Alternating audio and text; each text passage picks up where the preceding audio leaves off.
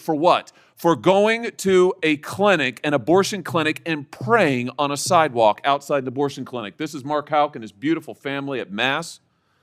This man, at the direction of Joe Biden's FBI, this man had an FBI SWAT team come to his door in the early morning hours with his beautiful children there, terrorizing them with weapons drawn.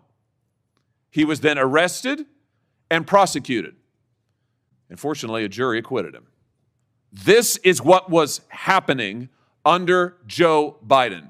United States senators spied upon. Former presidents, the political opponents of the president at the time, targeted, prosecuted. Pro-lifers, targeted, prosecuted. Catholics, targeted, prosecuted. 92 conservative organizations put under surveillance, targeted for potential prosecution. Gee, I don't know. Would you call that an example of weaponization, Attorney General Bondi? Do you think that's a fair characterization? Did you just see that? Because if you missed what happened in that clip, don't worry. We are about to watch the whole thing together. And I promise you, it only gets more intense. Before we dive in, let me say this. I have watched a lot of congressional hearings. Most of them are honestly forgettable. Politicians talking past each other. Nothing gets resolved. Everybody goes home. But this is different. What Senator Josh Hawley just laid out in that chamber, on the record, in front of the Attorney General of the United States, is not something you can scroll past. We are talking about sitting U.S. senators having their phones tapped. We are talking about the FBI being sent into Catholic churches. We're talking about a father having a SWAT team show up at his door with guns drawn in front of his kids. And all of this allegedly directed from the very top of the last administration. Now, I am not here to tell you what to think. I am going to let the video speak for itself and give you my honest reaction as we go. But I will say this up front. What Senator Hawley does in this hearing takes courage. The man walks in with documents, with evidence, with names and dates, and he demands answers. That is exactly what elected officials are supposed to do. If you are new here, welcome. Hit that subscribe button because we cover exactly this kind of content. Real politics, real accountability, no filter. All right, let's watch the full thing together. Frost, the second document is a list of Republican groups and people that Arctic Frost targeted, including Charlie Kirk's group, Turning Point USA. These documents show the political weaponization of the Biden administration against Republicans. Senator Hawley. Thank you very much, Mr. Chairman. Attorney General Bondi, good to see you. Welcome. I've been listening closely in this hearing, and I've heard over and over from my Democrat colleagues concerns about targeting political enemies, and they've accused you of all manner of things and the current president. I've also heard them said, and I just wrote it down because I wanted to be sure I heard it correctly. I've heard them say that Joe Biden never targeted his political enemies. Joe Biden never directed his attorney general to target his political opponents. That's interesting, because I could have sworn that yesterday we learned that the FBI tapped my phone. Let's look at it. We've got a list. Tapped my phone, tapped Lindsey Graham's phone, tapped Marsha Blackburn's phone, tapped 5 other phones of United States senators. Gee, it sure looks like targeting political opponents to me, and yet I haven't heard a word from that side of the dais about any concern whatsoever. We've got nothing but concerns today, but no concern at all for a Justice Department that is tapping the phones of sitting United States senators because who knows why. They don't like them. They're members of the opposition party. They're Republicans. They're conservatives. You've seen this document, Attorney General Bondi. What was going on here? Who ordered this? Who ordered the tapping of the phones of United States senators? Senator Hawley, I cannot discuss the details of that right now for very good reason. You're going to do a thorough investigation into this, I trust. Is that correct? We will be looking at all aspects of this, and I have talked to Director Patel at length about this. And you're going to figure out who was involved in this, who signed off on it, who knew about it. You're going to get to the bottom of all of it. Is it correct? Yes, and I've spoken to Director Patel about it, and he is committed to doing this. Well, I can tell you, we already know many of the details. We already know that this was ordered by the Special Prosecutor Jack Smith, who reported directly to the Attorney General of the United States, Merrick Garland. And we know that Jack Smith was on his witch hunt because he was directed to do so by the President of the United States, Joe Biden. Let's just remember. Let's take a walk down memory lane. April 2nd, 2022, the New York Times. Garland faces growing pressure. The Times says as recently as late last year, that would have been 2021, Mr. Biden confided to his inner circle he believed former President Trump was a threat to democracy and should be prosecuted. It goes on to say that the Biden was frustrated with Garland and wanted him to take decisive action against Trump. Here's what we're talking about. Trump, of course, was a private citizen at the time. So he appoints his own hitman, Jack Smith, who goes after the president, former president, who goes after members of this body. You know, the thing about it, though, that really strikes me is that it didn't stop with members of the United States Senate. Did it, Attorney General Bondi? It didn't stop here at all. I mean, just as egregious, maybe more so than tapping the phones of U.S. senators, is this memo that I know you've seen before. Let's just look at it again. This is an FBI memo from the same time period, I might add, from the same time period, in which the Federal Bureau of Investigation attempts to recruit informants into Catholic parishes in this country. So here you have an administration that is activating the FBI against its political opponents and tapping the phones of United States senators. Can I just say that again for my colleagues, for the benefit of my colleagues on the other side of the dais? Tapping the phones of United States senators. This isn't hypothetical. This isn't maybe what will you do in the future. This isn't, oh, gee, can you imagine a situation? This happened. This happened. And this happened, the targeting of Catholics in this country because Joe Biden and his FBI didn't like Catholics who went to a certain kind of mass. I mean, good God in heaven, what is happening to this country? What happened under Joe Biden? Or then how about this, the infamous school board memo, where Merrick Garland, at the direction of the White House, issued a memo activating the FBI's counterterrorism division against parents who attended school board meetings and had the temerity to ask what their kids were being taught. And some of those parents were treated like this. Let's just remember. Let's remember how parents were treated. Treated like this man. That's right. A parent at a school board meeting, I think in Virginia, who was drug out of the school board meeting. He's bloodied there, you can see it.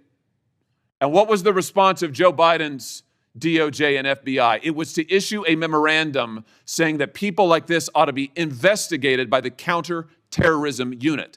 And unbelievably, they were. They were. Or how about this? Let's remember Mark Houck and the pro-lifers who were prosecuted for what? For going to a clinic, an abortion clinic, and praying on a sidewalk outside an abortion clinic. This is Mark Houck and his beautiful family at Mass. This man, at the direction of Joe Biden's FBI, this man had an FBI SWAT team come to his door in the early morning hours with his beautiful children there, terrorizing them with weapons drawn. He was then arrested and prosecuted.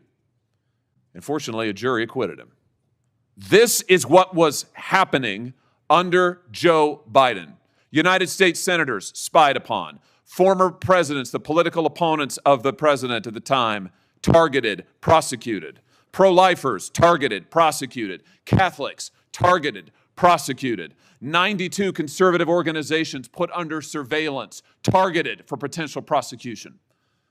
Gee, I don't know. Would you call that an example of weaponization, Attorney General Bondi? Do you think that's a fair characterization? Senator Hawley, that is the ultimate weaponization. And weaponization under Donald Trump has ended. It has ended. Harmeet Dillon is running our civil rights unit, and she is doing an incredible job. No longer will parents be targeted. No longer will parents who care about whether their elementary school children have to read a transgender book be targeted and told they cannot have any say in their child's education. That has ended under this administration. People can worship freely, whether they're Catholics at synagogues or Muslims. Everyone can worship freely. That was the ultimate weaponization. They were targeting Catholics. No longer. They have been targeting so many American citizens throughout this country. And Senator Hawley, you have been a champion of this, and thank you for being a champion of that. But under Donald Trump's watch, it has ended. You know, I think about some of the abuses of power in this country's history, and there's been, sadly, a lot of them by members of the executive branch over the years, whether it's Watergate, whether it's what J. Edgar Hoover did in his time at the FBI, spying on many public figures, RFK, MLK, JFK, you name it.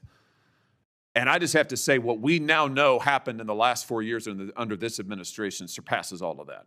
It surpasses all of it, not just for the interference in the legislative branch, not just for the blatant disregard for the separation of powers, not just for the blatant disregard for the First Amendment, but for the targeting of ordinary American citizens who can't afford lawyers, who can't afford to mount a defense, who when the FBI knocks at their door or comes with the SWAT team, they don't know what to do. It is absolutely a disgrace. It is a stain on the history of this country and on the conscience of this country what this administration did in the last 4 years. So here's what I think needs to happen. Madam Attorney General, I think we need a special prosecutor to be appointed whose sole responsibility will be to get to the bottom of what has happened in every instance that I have just named. I think we need to know exactly who approved the wiretaps on United States senators, who knew about it, what agents were involved at DOJ or the FBI. I think we need to know exactly who signed off on the Catholic memo, the spying memo, who was involved with it, how far did it go. I think we need to know exactly who authorized the prosecution of Mark Houck, who terrorized pro-lifers and tried to intimidate them. I think we need to know that, Mr. Chairman, this committee needs to do oversight hearings. We need to have thorough hearings into what has happened these last 4 years and this abuse that has now just been uncovered, because we have to ensure that it stops. As you just said, Attorney General Bondi, we have to ensure that it stops. This chapter in American history needs to come to a close, never to be opened again.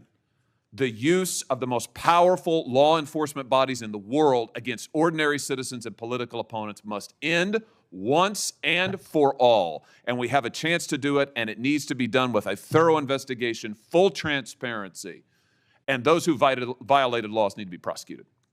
I thank you for what you're doing, Attorney General Bondi. I hope that you will launch a thorough investigation. I hope you'll appoint a special prosecutor. Mr. Chairman, I hope we'll hold hearings. And with that, I yield. Yeah. Before I call on Blumenthal, I want to, without objection, introduce into the record a document that General Bondi helped to declassify. The document is a Ray FBI analysis. Okay, we just watched that in full, and I have a lot to say. First, the thing that stands out immediately is how prepared Hawley is. He does not come in hot or emotional. He comes in with printed documents, a timeline, and specific names. April 2nd, 2022, New York Times. Jack Smith, Merrick Garland, Mark Houck. These are not vague accusations. These are receipts. And that matters. Now, the phone tapping. That is where I had to stop and just sit with it for a second. We are not talking about tapping suspected criminals or running a foreign intelligence operation. We are talking about sitting members of the United States Senate having their communications surveilled by their own government. And what really gets me is the point Hawley makes almost in passing, that not one Democrat in that room said a single word about it.